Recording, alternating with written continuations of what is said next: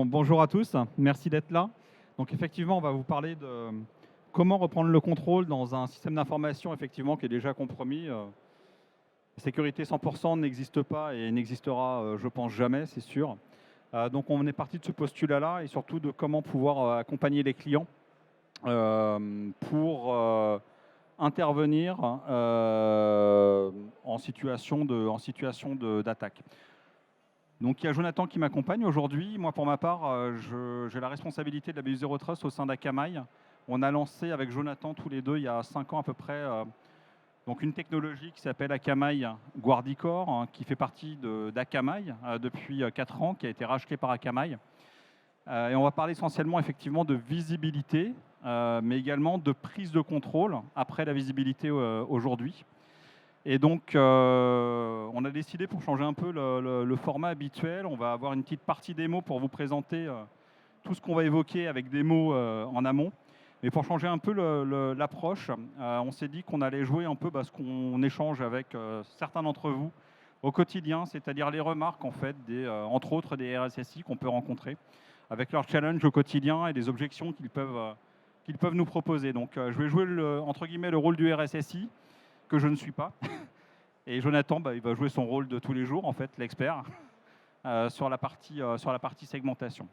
Et puis, Jonathan, ensuite, nous montrera comment on travaille sur des aspects de visibilité et comment on peut reprendre le contrôle quand on a un système dans lequel il y a déjà, effectivement, de la compromission en place. On est parti? Bon, bonjour, monsieur l'expert. Bonjour monsieur le RSSI. Bon, la première chose que je veux vous dire, c'est que globalement, j'ai une idée assez claire de ma stratégie sécurité pour mon organisation. Bon, néanmoins, si je suis tout à fait honnête avec moi-même et puis avec mes équipes, on ne l'a pas tout à fait déployé totalement. Est-ce que ça vous choque ou pas et comment vous pourriez nous aider là-dessus? Alors je ne suis pas du tout choqué, globalement je pense que dans la salle tout le monde sait à peu près ce qu'il a à faire. C'est comment le faire souvent, mais n'a pas forcément un élément qui va leur manquer, qui va être un élément clé, c'est la visibilité. Alors la visibilité, c'est un grand mot. On peut savoir quelle IP parle avec quelle IP, comment elle parle, ça c'est simple.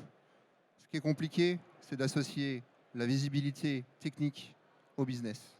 Et comment, en quelques secondes, d'un coup d'œil, on est capable de dire notre chaîne critique pour l'entreprise est compromise. Bon, si je veux vous faire une deuxième confession, Jonathan, des attaquants, on en a déjà eu un certain nombre. Et le problème que l'on a, c'est que identifier le point d'entrée, on y arrive relativement. Par contre, le problème, c'est qu'il se déplace. Et là, c'est le début de la complexité pour nous. Parce que globalement, anticiper où est-ce qu'il va se déplacer pour pouvoir avoir une réaction adaptée, globalement, on ne sait pas vraiment faire. Oui, aujourd'hui, c'est un constat de la même manière globale. C'est qu'on rencontre énormément d'organisations de toute taille, qu'elles soient publiques ou privées. Et le réseau est quand même relativement à plat en interne, il ne faut rien se cacher. Je pense qu'on est tous très conscients de ça. Et une fois que l'attaquant est rentré en interne, quel que soit le médium finalement, il a une capacité très simple de se déplacer latéralement au sein du système d'information. Et c'est ça le réel enjeu aujourd'hui, c'est comment on va traquer finalement l'attaquant au sein du système d'information et comment on va l'empêcher de se déplacer latéralement. Ok, donc ça c'est intéressant. Le deuxième point, c'est aujourd'hui, et notamment au travers des réglementations, des régulations, on a nécessité de pouvoir savoir qui parle à qui. J'entends en termes d'assets, d'applications. Et ça reste compliqué. On a bien une visibilité globalement au sens réseau, au sens protocolaire, mais d'un point de vue plus métier, on a du mal. Alors ça aussi, on a globalement entre 10, 40 outils différents côté cyber. Ça dépend de la taille des clients, ça dépend de leur niveau de maturité aussi. Mais on a rarement un outil qui va synthétiser une vision d'ensemble et qui va donner ce double prisme, visibilité technique et visibilité fonctionnelle applicative. Et c'est d'autant plus complexe aujourd'hui qu'on a des systèmes d'information qui sont extrêmement hétérogènes. On a une hétérogénéité étendue avec différents clouds, différentes technologies. On a du Kubernetes, on a des plateformes as a service, on a des services SaaS. Et donc, il faut pouvoir maintenir une visibilité bout en bout avec un contexte métier qui est finalement extrêmement difficile à maintenir avec un seul outil. Des outils, on en a plein. Mais cette cohérence, elle est très difficile. Alors, autre sujet, c'est effectivement quand on a une attaque qui est en cours, la vraie question, c'est de savoir jusqu'où elle peut aller, éventuellement où est-ce qu'elle a déjà été propagée.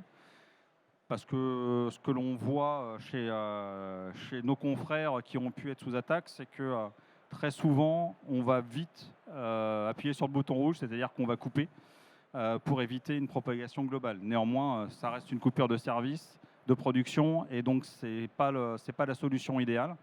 C'est quoi votre vision là-dessus ? La vision, c'est que ça reste un enjeu global. On a plein d'outils pour détecter, on a plein d'outils pour réagir. Il y a des EDR, des NDR. Tout ça, c'est très très bien. C'est essentiel dans la brique de sécurité. On a des pare-feux aussi en amont qui vont sécuriser le périmètre. Mais une fois qu'on est au sein du périmètre, malgré tout, on a du mal à identifier cette propagation. Alors, on va pouvoir l'identifier de manière unitaire, d'une manière technique. Mais encore une fois, comment on arrête une cyberattaque sans arrêter l'organisation, sans arrêter ce qui fait vivre l'entité? Ouais, je confirme ce que vous êtes en train de dire. C'est en fait, on passe une grosse partie de notre temps à essayer de reconstruire la réalité, mais la réalité passée en fait. Ce dont on aurait besoin, c'est de voir en direct ce qui se passe. Ça, c'est un vrai constat, c'est-à-dire que souvent, ça met plusieurs jours, plusieurs semaines, voire plusieurs mois pour dire ce qui s'est passé en détail, par où sont passés les attaquants, comment ils sont propagés dans le système d'information, comment ils s'y sont maintenus, depuis combien de temps ils sont présents. Et ça, c'est souvent la chose la plus complexe et sur laquelle on doit aussi des comptes à l'organisation. Ok, Jonathan. Bon, alors on a parlé de visibilité. C'est un premier niveau de valeur qui est hyper intéressant, surtout si on peut voir en temps réel ce qui se passe. Maintenant, il faut pouvoir passer à l'action et pouvoir mettre en place de la protection. Comment on fait ça ? Bien, la protection, c'est déjà maîtriser un petit peu les interactions donc au niveau du système d'information. La valeur, elle est dans l'échange. Elle n'est pas dans le fait de stocker de la donnée pure. Une entreprise, elle va communiquer avec des partenaires. On va avoir des problèmes de supply chain. Elle va communiquer avec également des collaborateurs. Elle va communiquer avec des clients également. Et donc tout ça, il faut pouvoir le suivre. Et donc comment on est capable de finalement transformer cette visibilité, cette connaissance, cette maîtrise bout en bout d'un point de vue métier en segmentation, eh bien, il va falloir pouvoir construire au-dessus finalement du modèle existant, indépendamment des sites, indépendamment des technologies qu'on utilise, Kubernetes, des VM, des anciens serveurs, des postes de travail, eh bien, une surcouche virtuelle, logique, qui va répondre à cet enjeu de segmentation sans impacter le système d'information et son fonctionnement. Et ça, c'est un vrai enjeu. Ouais, parce que la réalité, c'est que dès qu'on parle de segmentation, ce sont des projets qu'on finit jamais en fait. Ce sont des projets qui sont lourds, qui sont complexes, qui n'ont jamais de fin, et une efficacité, sécurité que je vais appeler relative. Alors, c'est ce qu'on observe globalement, c'est-à-dire que souvent les clients vont construire une nouvelle zone toute propre, toute belle, toute magique, et puis ils vont commencer à migrer peu à peu les nouvelles applications dans cet environnement, et vont se rendre compte que l'entrave en termes d'agilité, elle est conséquente, et que du coup, ce modèle, finalement, il n'est pas du tout scalable. Et ça, c'est dans le meilleur des cas. Souvent, on a aussi des clients qui ont simplement un réseau à plat et qui ne savent pas comment passer d'un monde à l'autre.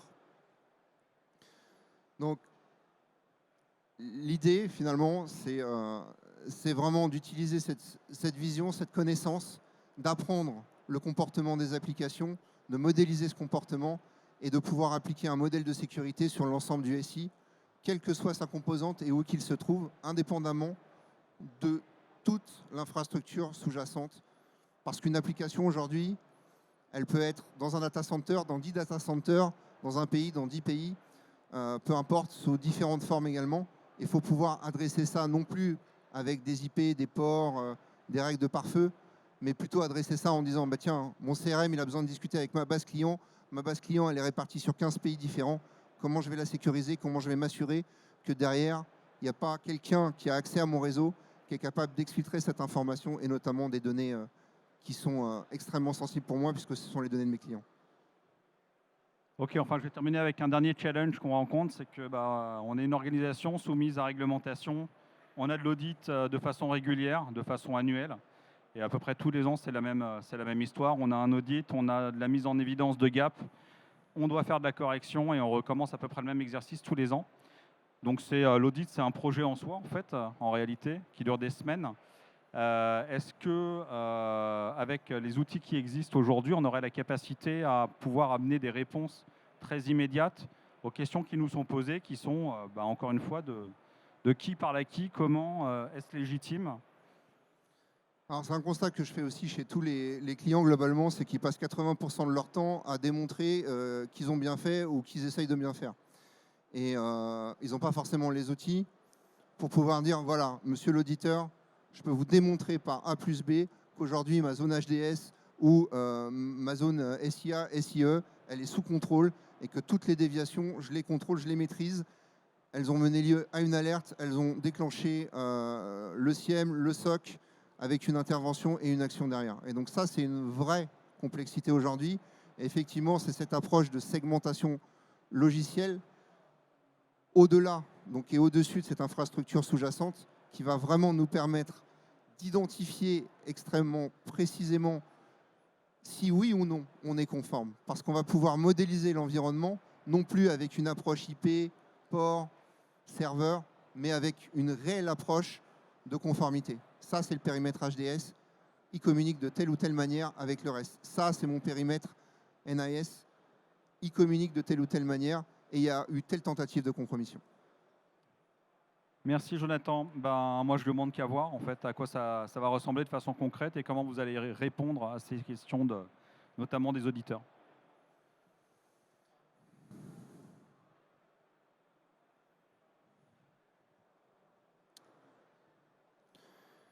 Alors on s'est projeté un petit peu dans quelques mois. Peut-être qu'on sera tous en confinement énergétique parce que le gasoil sera à 4 €. Bon, j'espère que ça n'arrivera pas. Je le souhaite à personne.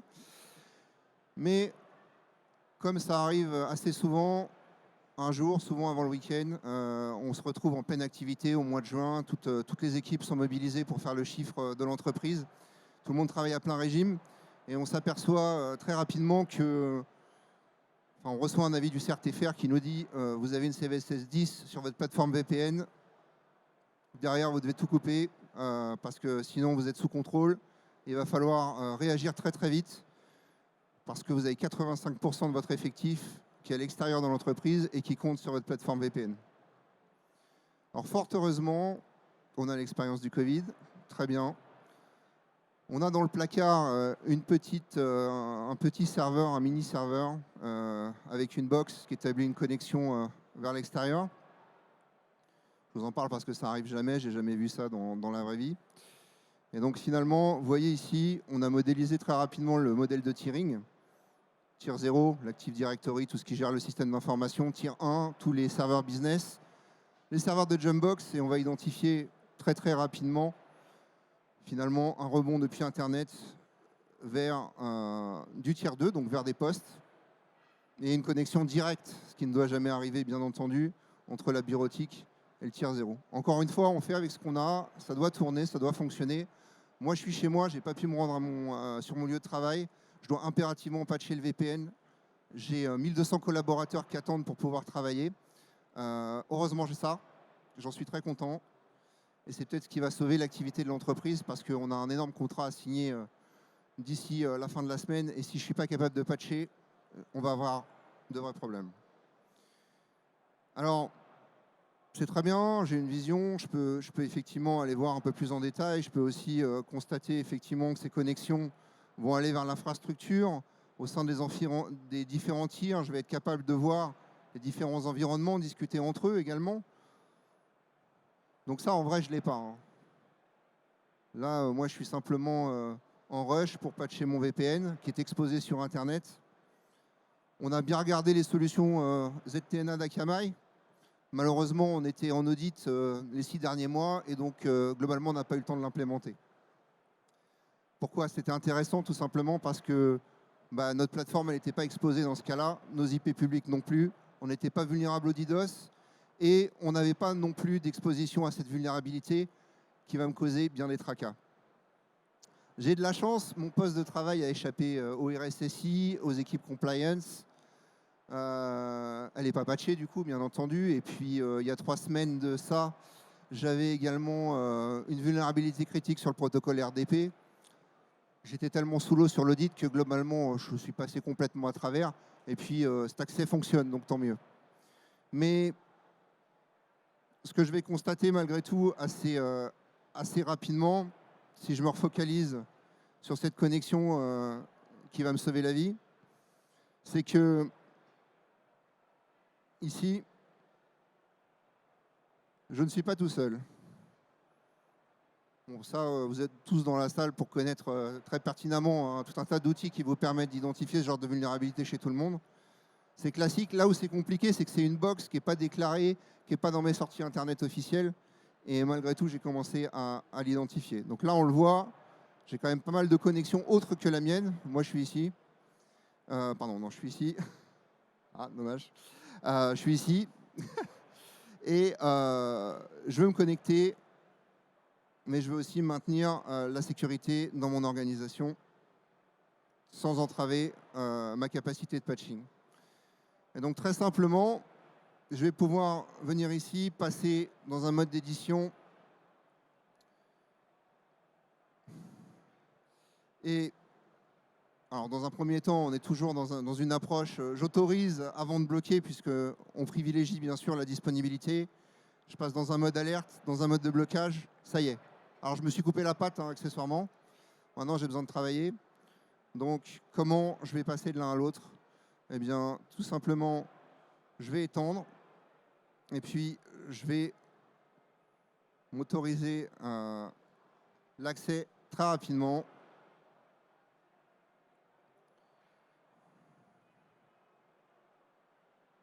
Si le Wi-Fi me le permet, bien entendu.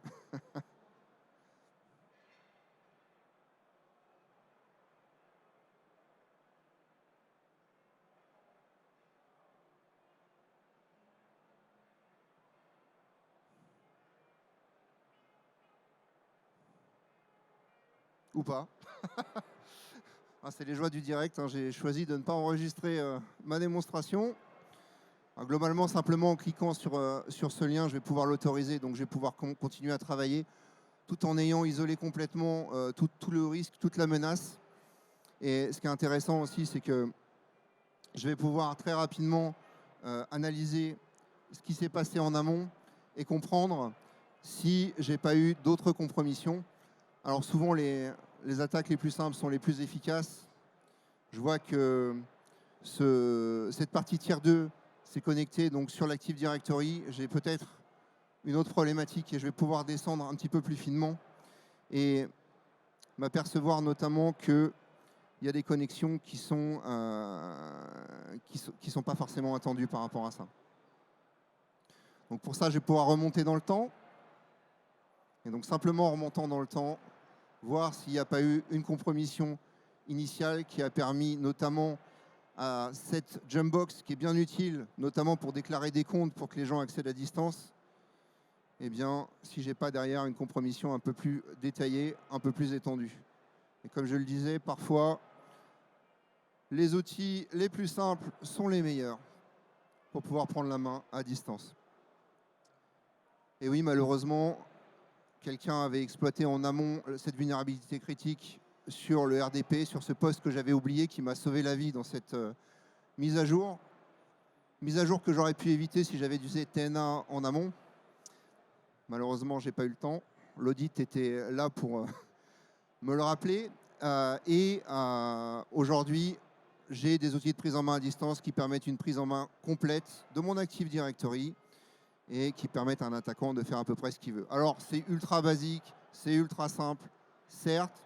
Je ne veux pas dire que ça n'est jamais arrivé à personne parce que j'en ai vu beaucoup, et vous aussi, je pense. Mais tout ça pour vous dire que finalement, on est capable de détecter, bien entendu, des choses beaucoup plus complexes. L'idée là, c'est un lab pour vous montrer finalement comment la visibilité peut donner du sens. Mais Si on repart de quelque chose d'extrêmement simple, ne serait-ce que sur un lab, parce que là, ce tier 1, il pourrait être réparti sur 5 data centers ou 10 data centers différents. On pourrait avoir un tier 0 pareil, avec des Active Directory qui sont un petit peu partout, sur différents cloud providers, sur différents data centers. Et là, on donne du sens et on peut agir et on peut actionner la sécurité, même en situation de crise, sans impacter l'organisation. Et ça tombe bien, Nice V2, c'est ça. Comment j'arrête une crise cyber sans me couper la patte, sans arrêter toute l'activité de l'entreprise, et comment je suis résilient par rapport à ça. Alors j'aurais pu vous parler de segmentation, réseau, zéro trust, puisqu'on fait aussi ça, on est capable d'agir de manière préventive, mais on est aussi capable, grâce à la visibilité, d'agir de manière réactive, comme on le voit ici. Et là, c'est bien, parce que tout le monde a pu suivre. Faites le même exercice avec cette vue-là maintenant. Je vous invite à le faire simplement. Parce que ça, déjà pour avoir ça, on a consolidé ici la vision des flux et des échanges pendant une semaine. C'est un petit lab. Il y a quoi, 10, 15, 20 serveurs. Vous avez peut-être 500, 5000, 10 000 serveurs. À imaginer faire la même chose en situation de crise. Comme on dit dans le film, bon chance. Parce que là, très concrètement, vous êtes parti pour quelques semaines, voire quelques mois. Parce qu'encore une fois, votre SI, il n'est pas dans un seul data center, il est un petit peu partout. Il va utiliser différents environnements, du cube, des plateformes as a service. Là, je vous ai fait quelque chose de très simple. C'est basé sur des VM, c'est dans un lab, mais on a exactement la même capacité, quels que soient les environnements, parce que notre solution, elle est agnostique par rapport à l'infrastructure, par rapport au site et par rapport aussi aux hyperviseurs, qui est, je sais, pour vous, un sujet très actuel, puisqu'on doit maintenir la sécurité tout en changeant de technologie pour des raisons notamment contractuelles et économiques.